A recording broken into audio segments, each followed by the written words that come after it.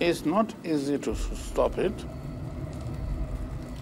Ritual killing, that is killing of a human being for medicinal purposes, is not something new. In the past, it was something that had to do with traditional leadership, chiefs. But present chiefs, most chiefs are out of it. But rather what we do have, traditional doctors. In almost every case, there is a traditional doctor involved. In most cases, there will be business people. So this is a new development.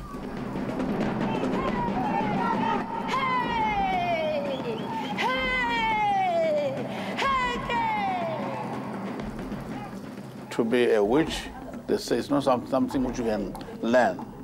It is acquired from your own parents, so that medicine can be used positively if it's meant to heal people. That's the general use of medicine.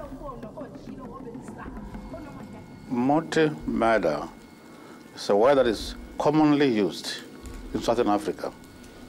Moti is a Zulu word meaning medicine.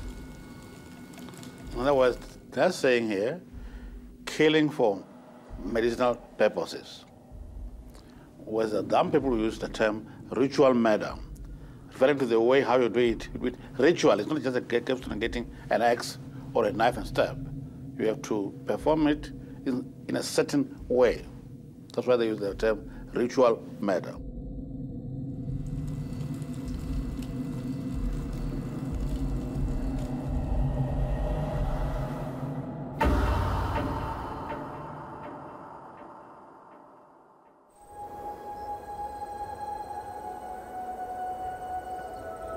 A gardener is asked to clear some bush.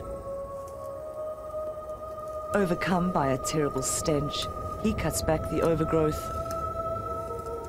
In front of him lie the rotting remains of a mother and child.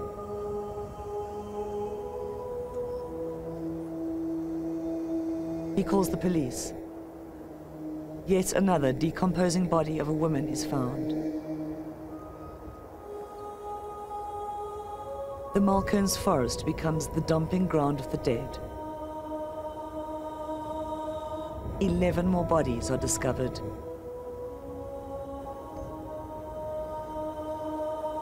By month end, 39 dead women and 5 children are found lying in the surrounding woods.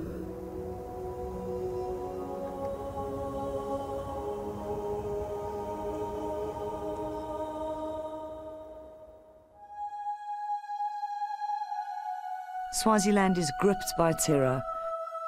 The worst serial killer in the history of the country is on the loose. We first thought it was one of those stories, small stories, people missing and being discovered. Yes, fine, so what? We didn't know that the story was one of the hugest stories. It's the first ever thing that might have hit Swaziland. We have never heard of something like that.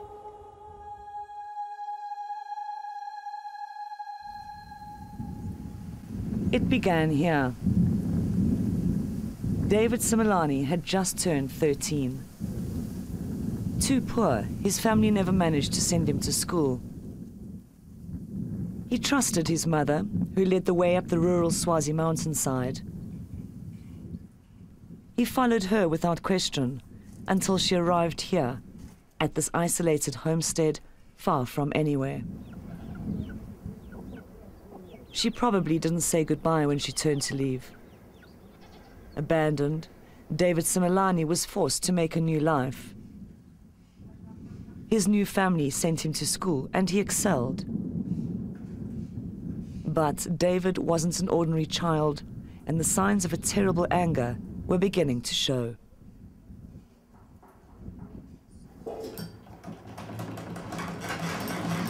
Ntendile Kumalo was just 16 when she married and arrived at her husband's homestead.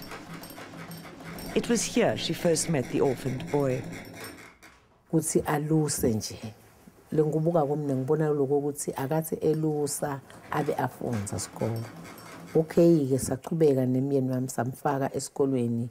Ngiyabona ukuthi sabe lapha sana analo 14 years.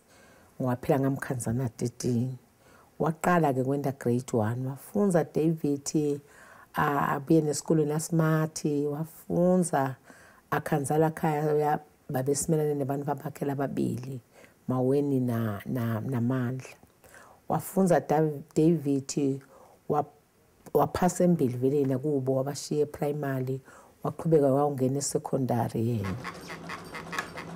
But David was a difficult child. He was a loner and asked often about his mother.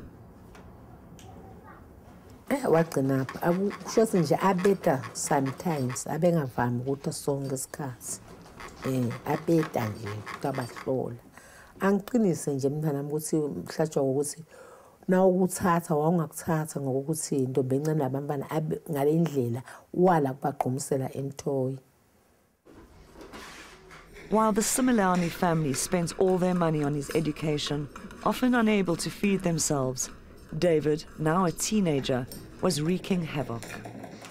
Lapha nje asakhula abeba nalokuganga nje ukuthi ukhathi imfe uye emasimini abantu azofuna itina kusana ti emantongomane adlela amantongomane abantu lokuthi simbone ukuthi ungenela tindlu debantu sokhona lapha ekudleni sokuba khona nekudlwengula sibona lekhathi David asase secondary waganwa yintombatana wasuye ethatha lentombatana uhlala nayo lapha ehlathini akasayivuma intombatana ukuthi ihambe ekhaya so uyahlala ke nayo lapha ehlathini intombatana sebaza bayambamba lehlathini bamthatha ke bayahamba bebasa Highfield Ranch bayamvalela lokugwetshwa lo 15 bese ke his sentence was cut to 9 years and he spent them at this juvenile correctional facility.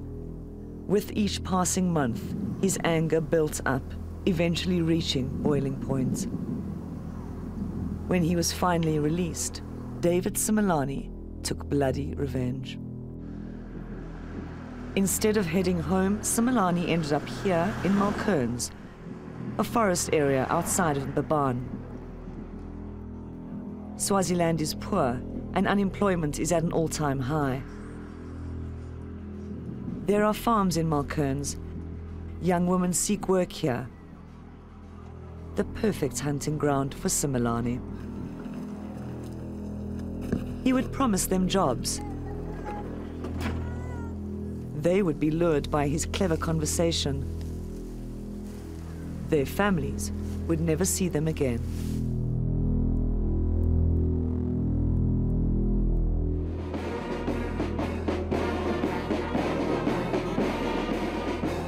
Swaziland's ruling king Mzwati III is the 15th richest royal in the world.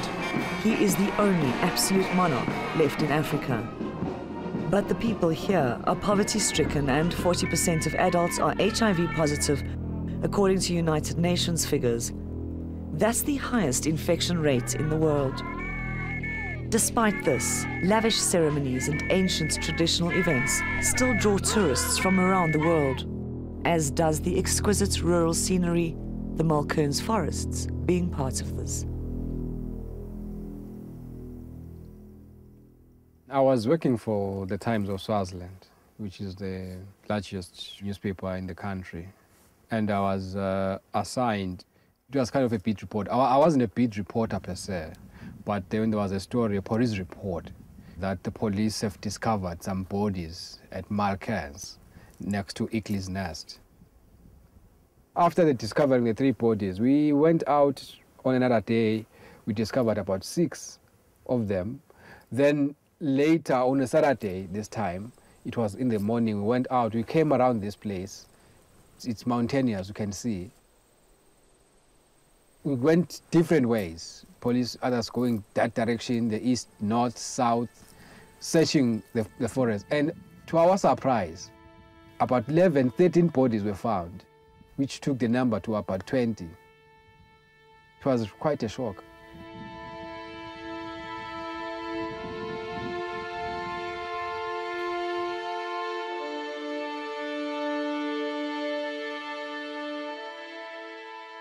You'll find maybe a place that people could sit like this one. You could sit facing that direction, and then you could find a body there, and a body of someone who was long died, and you couldn't find the flesh.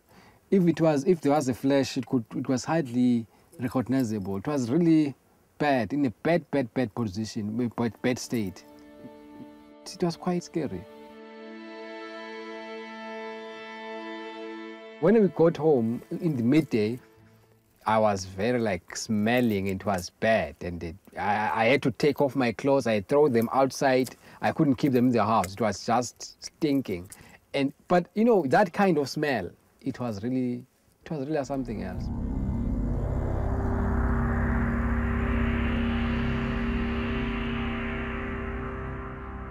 We had a story of Samantha Hasi. She had also went missing, and then it was discovered that amongst the bodies, she was amongst those. Oh, I can't explain really what I went through. I can't.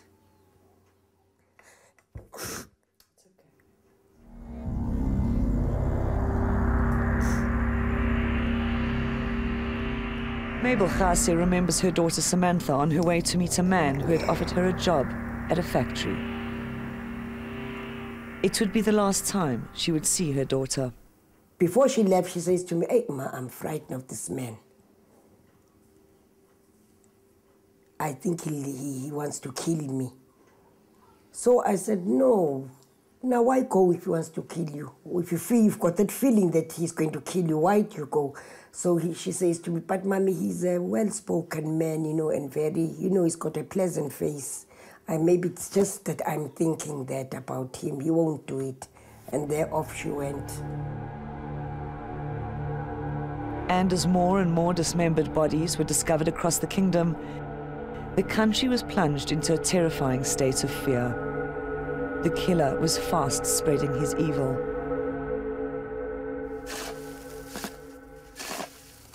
Africa Magagula is a migrant labourer. He finds work as a builder in the rural areas of Swaziland and is not at home very often. When his daughter Sipiwe vanished, it was his wife who called with the news.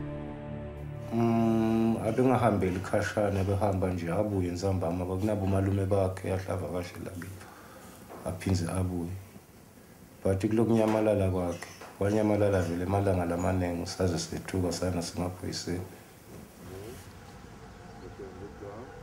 That he would also write home to the victims saying, "I'm alive, I'm still alive, I'm coming home, I'm doing this." You'll give them some few things just to keep them believing that their daughters are still alive.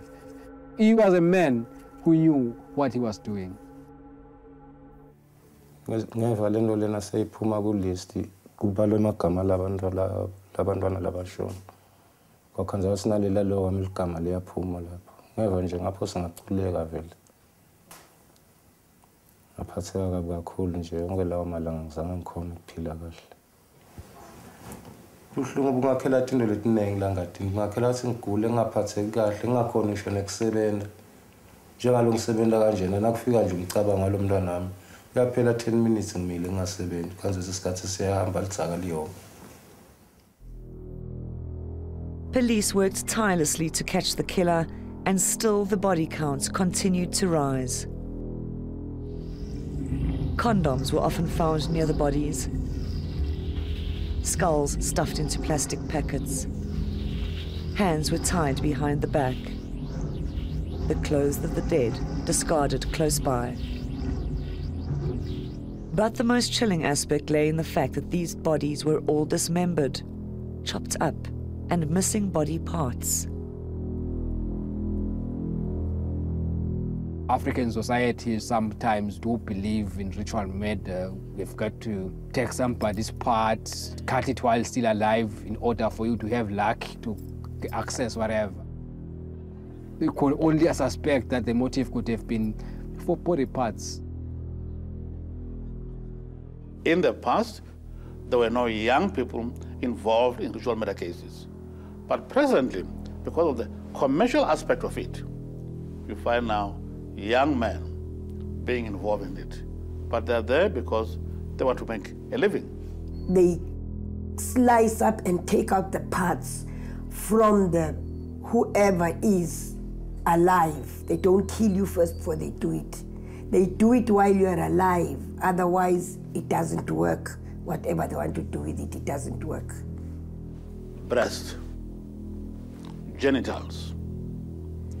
Now, if you analyze them, these two organs, they're all linked with reproduction. So it is believed that if you use such parts in your business dealings, then you're going to become rich. In the month of April 2001, over 30 women's bodies were found and that of 5 children. A massive manhunt followed. A reward of 50,000 rand was offered. Even the South African police were called to assist with the investigation. Bones were gathered and sent to the forensics laboratory in Pretoria. Then, finally, a breakthrough. In mid-May that year, just a month and a half after the first bodies were found, David Simelane was arrested. She was coming out from a shop in Hlangano. I think he had gone there to buy some of his stuff. And on his way, some guy identified him because police were closing in, obviously. Towards his arrest, police were sort of having the profile of the person they were now looking for. When Simelane made a full confession to the police, more bodies were discovered as he pointed out exact spots the victims were dumped. Families of the missing girls were called in to identify the remains. They got a chance to speak to the alleged killer. They called me in to see him and ask him what I want to ask him. So I went inside and I saw him. So I asked him, where did you put my child, Samantha? So he said to me, I killed her. Told me raw in my face, I killed her. Good into lebayisho bebasikhulumisa nje ngamunye sisinasibuta asho cha lo ngambulala ngamlahlale lo ngambulala ngamlahlale asinasiwa lapha sodziniwe ukukhuluma ngasifuna bamthathe bambeka le basikhulule sambe kanjalo. But 8 years on, and these families still wait for justice to be served. This trial has been dogged by controversial postponements, ill witnesses, and even a suicide attempt by Simelane himself.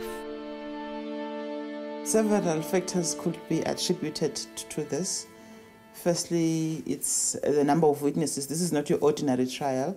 It had 74 witnesses. Those have already been led, and you have parties involved in this matter. You have a prosecutor, you have the judge, you have the attorney, the accused himself. Each one of them would have their own problems along the line. Meanwhile, in Pretoria, the bones of the dead lie forgotten in a drawer. And while the forensics department refused to answer to why they have not been returned in all this time, over 40 families share the agony of not being able to bury the dead. Kude emathambo kwagcina kuthiwa mekuse kuphi boPitora sayoqilonga kahle tophuma leso sithombe saleyo muntu waphela bawabuthi abawahlanganisa kanti David bekabeke ngamunye athi silona ngibani but emaphoyisa afika abutha lela idibanisa ndzawonye kwangabe kusateka ukuthi lawa abantu. That's very painful. Very painful because as it is, we've got our own cemetery up there where we buried my sister, my brother, my mother, my father, and all that. Now my children are always asking me, but Granny, where is our mother's grave? And then I don't know what to say to the children.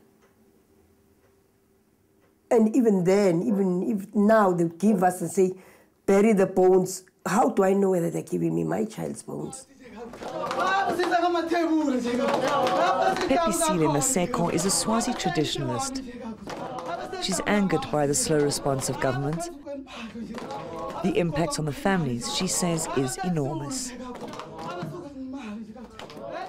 You can only be satisfied once you are given the privilege, to connect with that loved one. wangabe ngazi ukuthi lo muntu ushonele kuphi ngimlahlele kuphi amathambo akhe egcina. I mean, eventually I'll build that relationship between myself and that grave. So now if that is not happening, you know, the worst thing that can only happen is that you'll create a lot of anger within that person. My anger, I think it's directed to the people that are handling the case. The people that are handling the case, because why is it taking so long? Every time it's postponed, it's postponed. Here in Swaziland, there's not one case that has ever taken so long. The public is complaining and they picket at times. There was a time that they threatened to serve us with complaints with the DPP, with the Chief Justice. But we try to explain to the public that everything is being done to ensure that Simelane is brought to trial. Not so, says Pepisile Maseko, who told us she believes there must be a cover-up. David Simelane, she alleges, is being protected. Rumours of high-placed businessmen's involvement abound. Surely, David is working as a collective. A collective at the highest level. It was said that if he spilled the beans, the whole parliament could crumble because powerful people are going to be identified. That's what we heard. Now, if you think of that, what does it really show you? It shows you that he's not by himself. He's with some big people involved in the thing. The harvesting and selling of body parts is a lucrative business. It's alleged these victims were dismembered for this very reason. As the trial drags on, these allegations must be tested. We read from tabloid reports that there are politicians involved, but there's really no substantial evidence for that. We don't know where Simelane got his support from because he appeared to be wealthy to these girls. We don't have such things traditionally. This thing of where somebody murders 40 people for reasons only known to him, but rather ritual murder is restricted to the killing of just one particular person. 8 years, no closure. 8 years and no explanation. Why over 40 people died in such gruesome circumstances? Simelane has the answers, but will he ever speak? There is no recourse for the families, no gravestones to grieve at, no end to the agony of not knowing.